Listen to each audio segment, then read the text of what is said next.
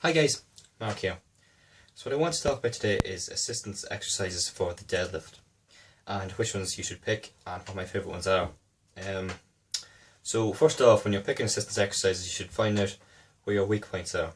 So to do this with deadlift, really, you keep going, keep lifting heavier and find out where your form starts to break down, where it starts to break down. So if it's breaking off the floor, you're weak at the floor. If you can't lock out, or if your grip strength, whatever, or you're just generally weak overall. So for off the floor first, the best assistance exercise, in my opinion, would be the deficit deadlift, because you're lifting from below your starting point. You're strengthening a greater range of motion than you're going to need, when you're deadlifting normally, or if you're in competition. So, to do this, pretty simple. Set up a plate on the ground, something to stand on, any kind of step around. Just make sure it's strong enough to hold your weight. A couple of inches would be enough, between 1 and 6 inches for a deficit. Stand up on it then, set up the bar as normal. Use a lighter weight because it's going to be harder. You want to make sure you're flexible enough to do it as well.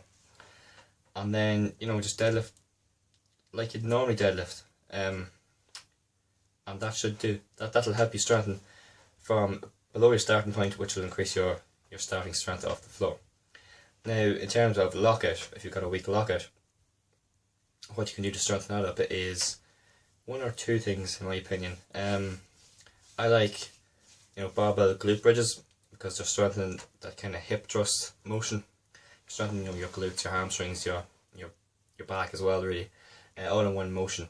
Or you could use a glute ham raise, which is good as well. I don't use it because I don't have access to the equipment.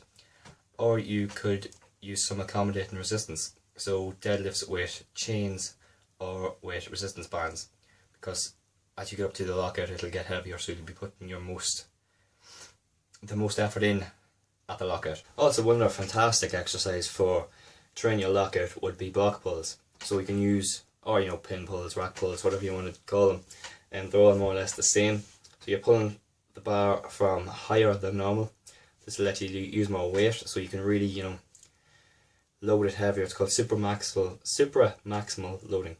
So you're training with weights that are heavier than what you'd normally train with.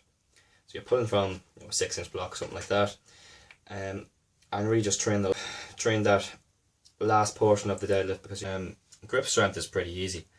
Just dead hangs, more deadlift volume, any of your pulling exercises. Once you do them without straps, you'll be working your grip strength, and it will get better. If you want, you can put 2 plates back to back, squeeze them, just hold them, just hang weight off yourself and hang from a pull-up bar. Things like that. They'll all build up your grip strength.